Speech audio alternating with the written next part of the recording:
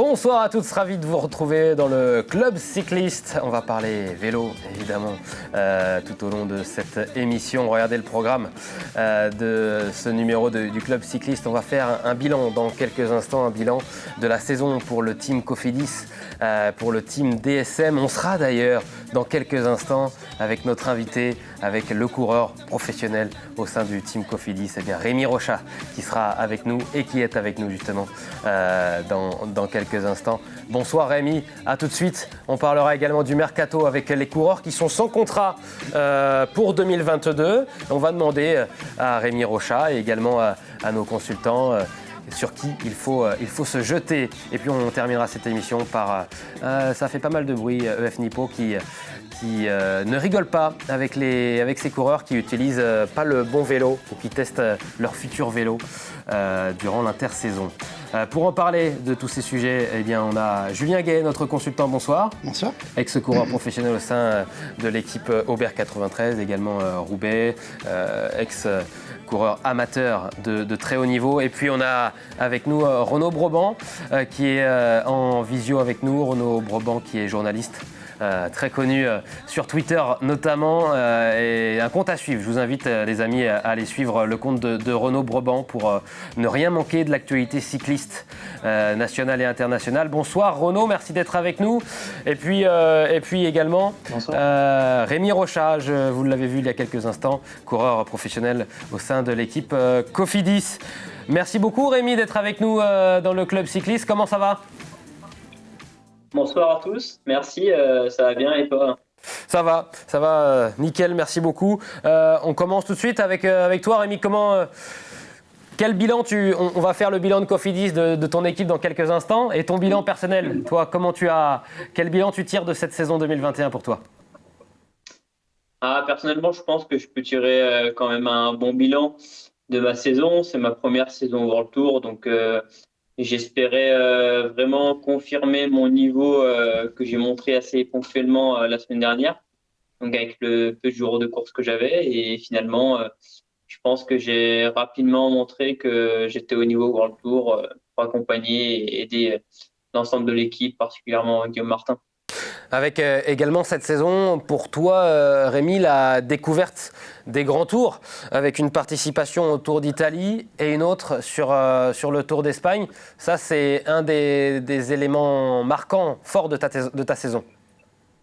Oui, c'est sûr. Ouais. J'ai fait donc en premier grand tour le Giro et malheureusement, j'étais tombé malade, j'ai eu une chute, il m'a pas très bien réussi, j'ai dû abandonner à 4 jours de Milan, mais j'ai réussi vraiment à redresser la barre avec une belle Vuelta au mois d'août. Une belle Vuelta, tu as raison de le souligner, puisque tu termines 15e du classement général pour ton deuxième grand tour. Une belle performance. Et puis en plus, tu aidais Guillaume Martin qui termine lui 8 ou 9e, il me semble, de ce Tour d'Espagne. Après le Giro, après la Vuelta, c'est le Tour de France maintenant qui t'attend ? Ouais, il y a des possibilités qui peuvent s'ouvrir à moi l'année prochaine, donc on va encore en discuter sur la construction du calendrier de la prochaine saison, mais c'est une possibilité, oui. C'est un rêve pour toi, j'imagine ? Oui, c'est sûr. Je rêve de faire les 3 grands tours. Chaque grand tour a ses particularités, mais le Tour de France, en étant français dans une équipe française, c'est quand même un must à faire aussi. Hein. Bon, ça sera peut-être l'un de tes objectifs de participer à ton premier Tour de France la saison prochaine. Autre objectif, peut-être l'année prochaine, ça sera d'aller chercher une victoire aussi. Oui, évidemment. C'est être, je pense, le premier objectif de la saison. Déjà confirmer ma saison, augmenter mon niveau encore pour franchir un dernier cap qui peut me faire parvenir à gagner une course. Avec ce que tu as montré cette année, est-ce qu'on peut s'attendre à ce que tu aies plus de liberté au sein de l'équipe Cofidis l'année prochaine ? Peut-être plus souvent ta carte à jouer ? Oui, on en a discuté au début de l'intersaison avec l'équipe et je risque d'avoir beaucoup plus d'occasions que cette année de pouvoir m'exprimer pleinement. Merci d'être avec nous, Rémi Rochat, on le rappelle, coureur au sein de l'équipe Cofidis. Et tout de suite, nous, on fait le grand bilan de la saison avec le grand débrief. C'est parti.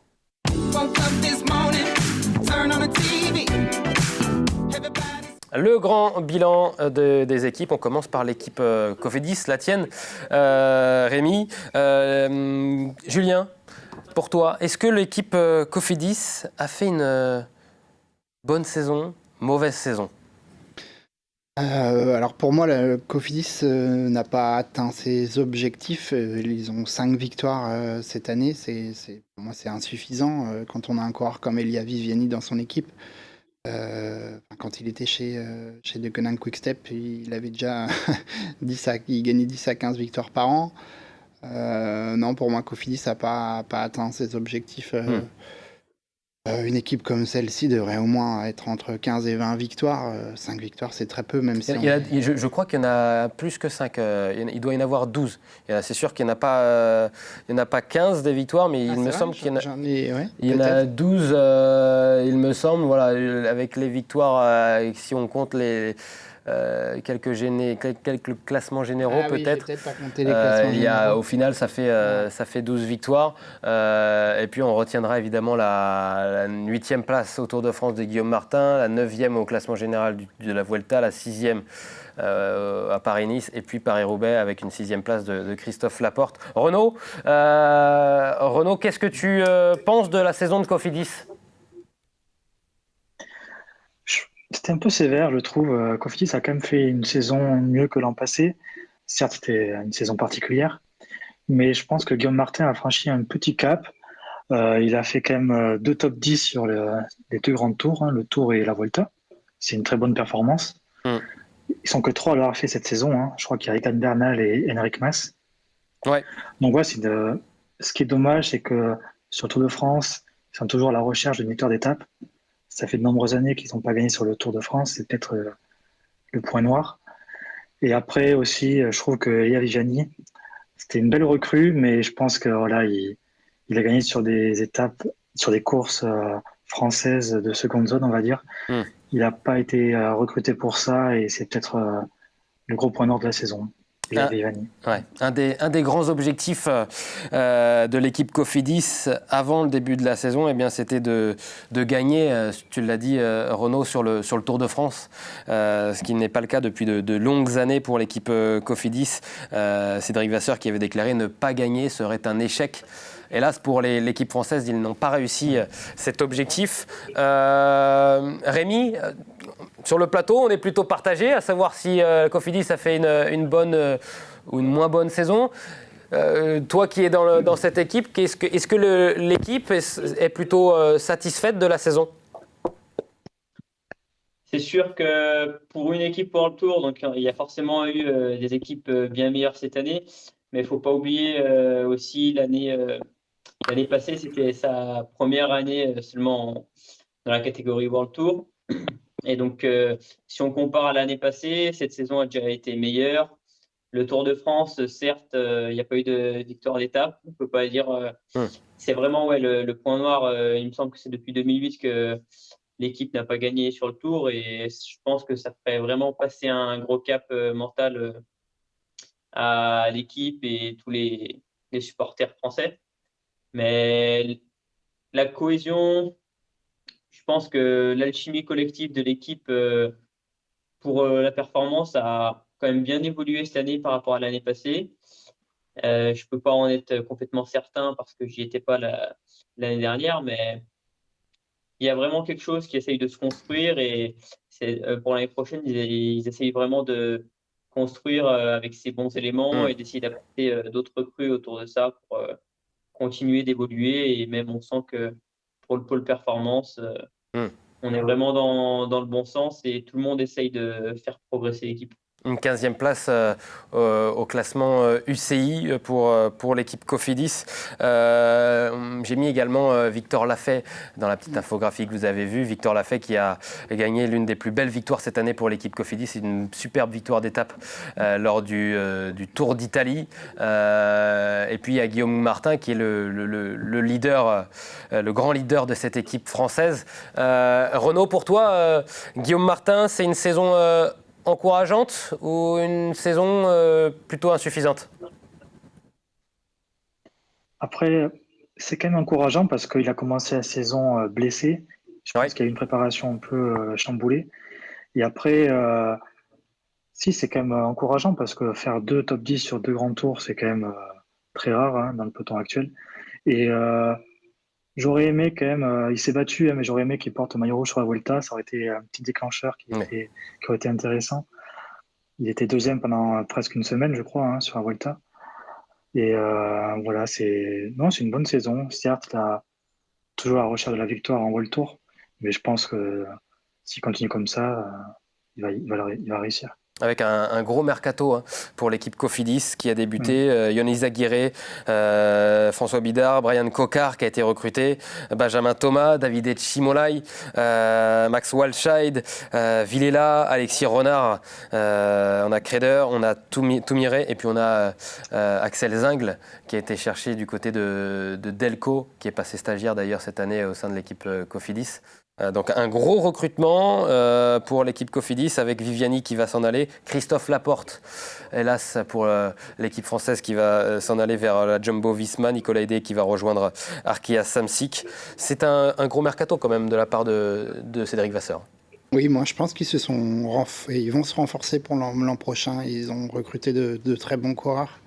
Après, ils perdent Christophe Laporte, qui est quand même un pilier qui rapporte beaucoup de victoires tous les ans, mais voilà, ils ont pris un petit jeune Axel Zingle là, qui est vraiment un très bon coureur, qui va leur apporter je pense, beaucoup de victoires rapidement. Et puis ensuite, Alexis Renard, ils ont pris des bons jeunes. Donc oui, c'est un bon recrutement pour moi.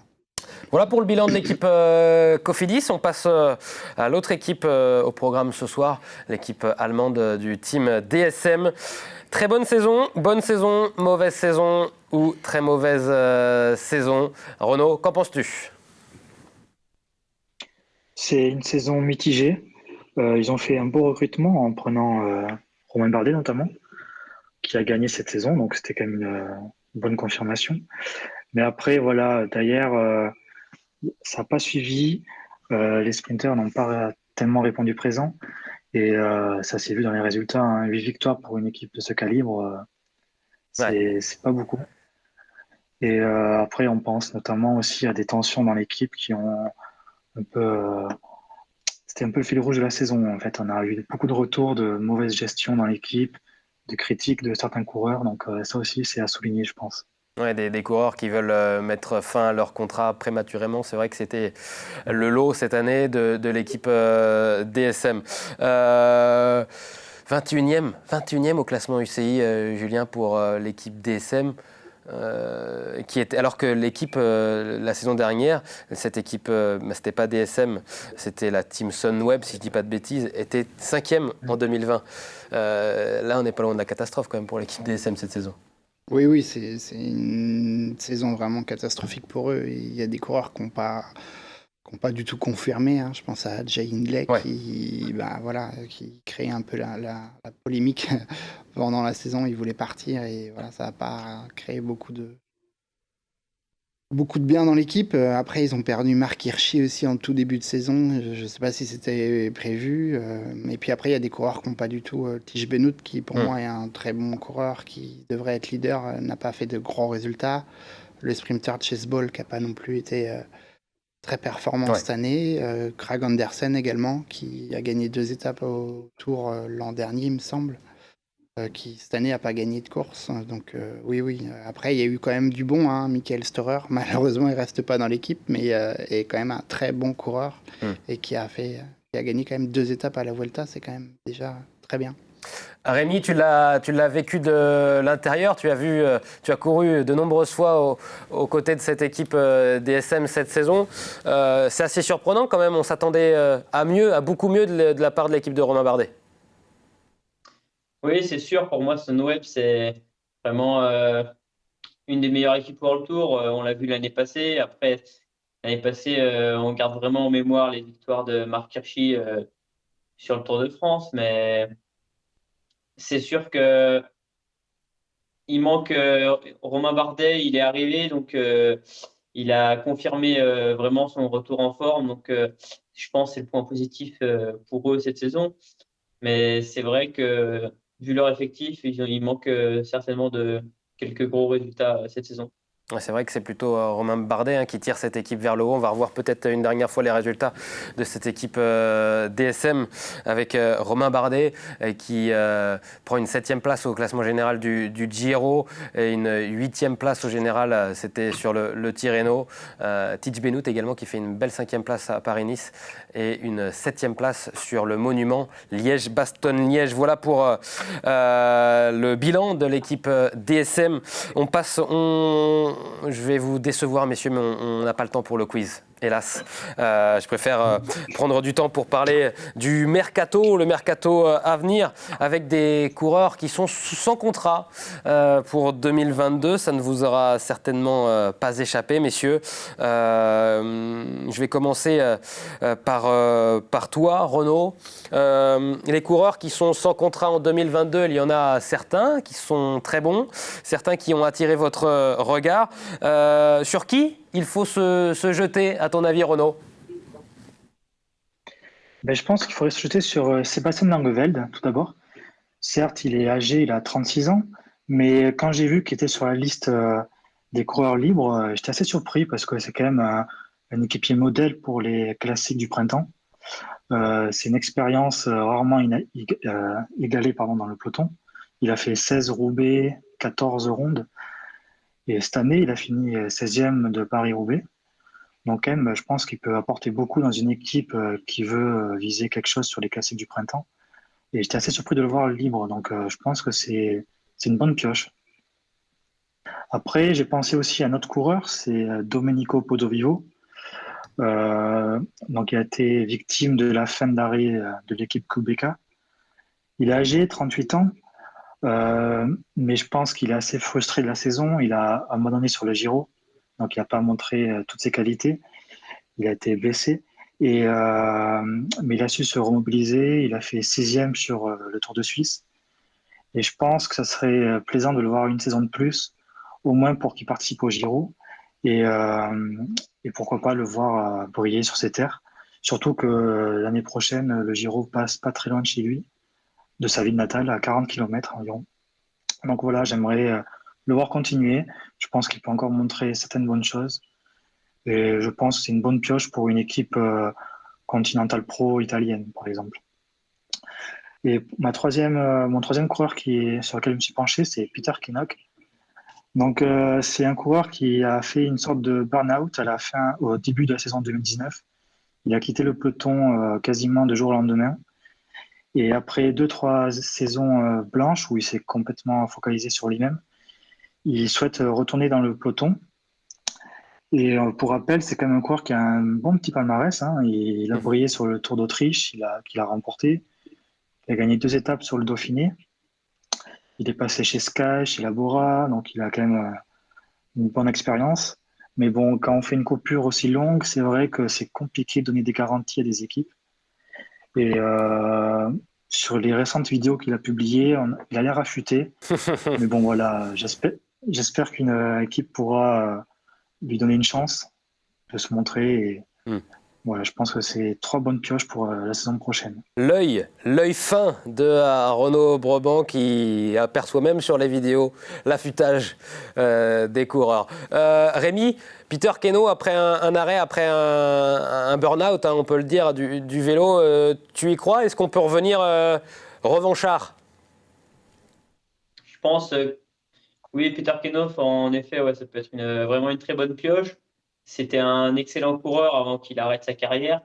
Et donc, je pense qu'il a quand même dû continuer à rouler s'il parle de vouloir reprendre le vélo chez les professionnels. Donc, je pense que ça peut être un très bon soutien s'il est à son meilleur niveau, s'il arrive à revenir à son meilleur niveau, un très bon soutien pour un grand leader, ou sinon, même un leader pour une équipe continentale pro. Voilà pour les 3 coureurs sur qui il faut se jeter, selon Renaud Breban. Et selon toi, Julien, sur qui il faut mettre le budget? Alors, pour moi, ce serait Davide Formolo. Je suis un peu surpris qu'il soit sans contrat. Pour moi, c'est un coureur de top de classe mondiale. Ouais. Il a fait 2e de Liège-Bastogne-Liège il y a 2 ans. Il a fait 2e d'Estrade Bianche l'an dernier. des top 10 à des tours, à des grands tours. Il a que 29 ans. Donc je suis vraiment très surpris de le voir sans contrat. Donc pour moi, ça serait une très bonne pioche pour une équipe. Voilà, on parlait de DSM tout à l'heure. Ça peut être aussi un atout supplémentaire pour une équipe comme celle-ci.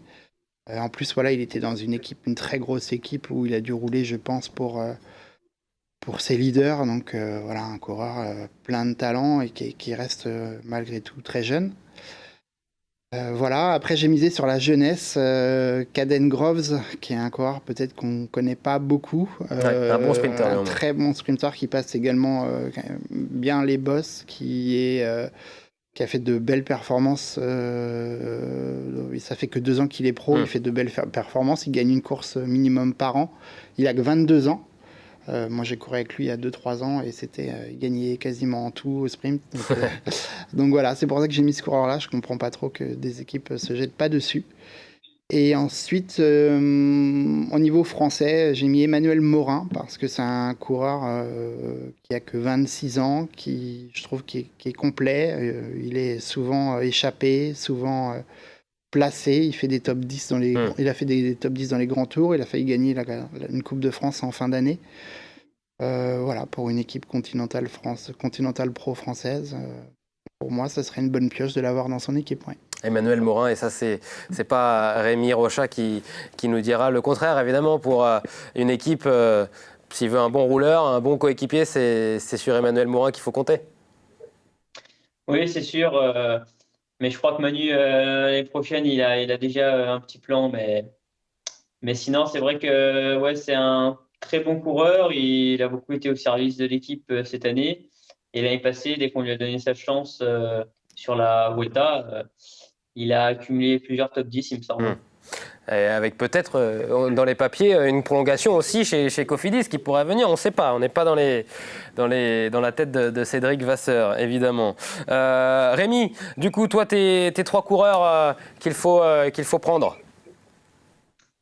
Alors, pour commencer, donc Romain Seigle, c'est un jeune coureur, il n'est pas conservé à Groupama, il n'a pas trop eu l'occasion d'exprimer vraiment sa carte sur les courses, mais on le voit souvent au boulot pour ses leaders, pour son équipe, et il a quand même, selon moi, il a quand même un petit quelque chose sur des courses comme l'Estradais, des petites classiques, des semi-classiques belges, ou même des Coupes de France.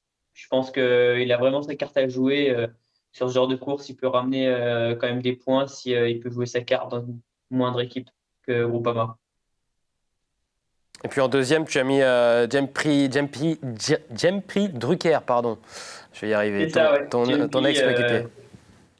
Ouais, Jempy, donc c'était mon coéquipier cette année. Donc je pense que c'est un super mec dans un front de classique. Ça a été une belle carte, je pense, pour lancer Christophe Laporte sur les différentes classiques. Et aussi, au vu de son âge, il a quand même pas mal d'expérience. Donc, il peut apporter beaucoup aux plus jeunes sur les classiques. Et puis enfin, tu as noté Mikel Nieve, sans contrat. Oui, c'est ça. Michael Nieve, dans le même registre que Jempy Drucker, pas par rapport au classique, mais par rapport à l'expérience et son âge. Et puis, encore en fin de saison, cette année sur la Vuelta, on voyait il pouvait accompagner les meilleurs un certain moment quand même. Donc, je pense pour plutôt en guise d'homme d'expérience pour accompagner toujours des plus jeunes ou des leaders, je pense qu'il peut être très utile. Merci pour ces 3 coureurs à surveiller et peut-être à faire signer pour les équipes World Tour ou encore les équipes Continental Pro ou les Continental. Quant à nous, on va partir sur un débat avec le tour de l'actu. C'est parti.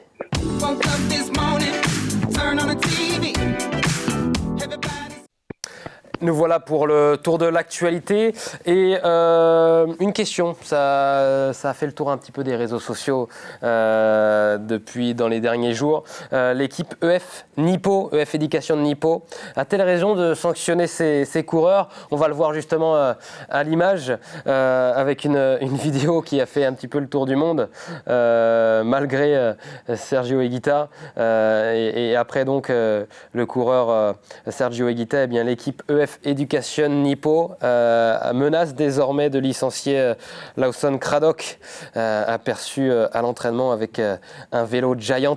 On va le voir à l'image juste après, le vélo Giant de sa future équipe, alors qu'il doit utiliser le matériel de son équipe actuelle, son Cannondale, jusqu'à la fin de son contrat le 31 décembre 2020, alors que Sergio Higuita, vous l'avez vu sur cette vidéo, vous l'avez peut-être aperçu, utiliser un vélo de la marque Specialized, il me semble, de sa prochaine équipe. Qu'est-ce que vous en pensez? Est-ce que vous trouvez ça normal, Julien, que l'EF Éducation de Nippo sanctionne ses coureurs? Oui, je trouve ça normal. IF Nippo se charge de trouver des sponsors, d'aller chercher du matériel. Et c'est vrai qu'on le sait, quand on est coureur cycliste, on sait que c'est du 1er janvier au 31 décembre qu'on doit avoir les marques du sponsor. Du sponsor actuel, donc pour moi c'est logique. Après, on va pas se le cacher, il n'y aurait pas eu, il y aurait rien eu sur les réseaux sociaux. Le problème c'est l'image qu'il y a eu sur les réseaux. On voit Lawson Craddock qui a posté pas longtemps, mais il l'a posté quand même son vélo Giant. Malgré tout, voilà, il est encore sous contrat jusqu'au 31 décembre. Après, je pense qu'il y a beaucoup de coureurs qui ont changé d'équipe et qui roulent actuellement avec leur nouveau vélo, mais c'est sûr, qui font attention à pas le dire. attention de ne pas le poster, ouais, c'est ça. Renaud, l'équipe EF Nippo est sévère ou c'est une réaction logique, à ton avis? Je les comprends tout à fait quand même, hein. C'est les sponsors qui financent les équipes, hein, et comment dire, en fait, Higuita, le premier Higuita, c'est surtout qu'il a fait ça sur un événement public. Ouais, en Colombie, c'était sûr qu'il allait y avoir des caméras, des photos. Donc là, vraiment, c'est une erreur professionnelle, hein. Je comprends qu'ils soient menacés. Mais voilà, après, Craddock, lui, c'est peut-être pire, hein. C'est une photo qu'il poste lui-même. Donc ouais, je comprends l'équipe quand même. Je comprends l'équipe qui regarde un peu ses coureurs. C'est encore leurs coureurs. Mais voilà, après, la menace, d'accord, mais licencier pour ça, je trouve que c'est peut-être un peu sévère. Surtout que ça ne sert pas à grand-chose de les licencier, à part peut-être avoir des problèmes ou voir Lawson Craddock, son coureur, essayer d'aller au prud'homme ou traîner un petit peu l'équipe devant la justice. Bon, c'est vrai qu'on peut comprendre la frustration de voir cette photo, par exemple, sur les réseaux sociaux, de son coureur avec le sponsor sur la manche Cannondale et puis avec le vélo d'une autre marque sur les propres réseaux sociaux du coureur. En effet, Rémi, bon, toi, l'année prochaine, tu es encore chez Cofidis. Donc, a priori, tu cours encore sur le vélo de la marque qui est actuellement sous contrat. Ça te va? Oui, c'est exactement ça. Ouais. Je vais continuer avec Cofidis et donc avec le vélo de Rosa. Donc, moi, il ne va pas y avoir de problème pour ça. Mais après, par rapport à IF, ça se comprend complètement. C'est les sponsors qui permettent à l'équipe Bien sûr. de vivre et c'est eux qui donnent et de l'argent et du matériel aux coureurs. Donc ça se respecte. Après, c'est aussi c'est quand même main courante de voir des coureurs essayer leur vélo durant l'intersaison, mais c'est pas sur des événements publics, premièrement, comme le disait Renaud, et encore moins en publiant sur les réseaux ou en partageant ça. C'est essayer de manière privée, sans image. Pour être tout à fait complet, Sergio Higuita s'est ensuite excusé auprès de son équipe et son équipe a mis un terme à cette procédure de licenciement ou de rupture de contrat. Je crois que ce n'est pas encore le cas pour Lawson Craddock, qui s'est visiblement pas encore excusé et qui aurait dû, selon son équipe, au moins prévenir son équipe qu'il utilisait un autre vélo. Voilà pour cette émission du Club Cycliste. Messieurs, vous êtes tous d'accord sur ce dernier débat, tout va bien. Merci à toutes et à tous d'avoir suivi cette émission. Merci Julien Gay, merci Renaud Bourbon, merci Rémi Rochat d'avoir été avec nous dans le Club Cycliste. On se retrouvera peut-être pour une nouvelle émission du Club Cycliste. À très vite. Woke up this morning, turn on the TV.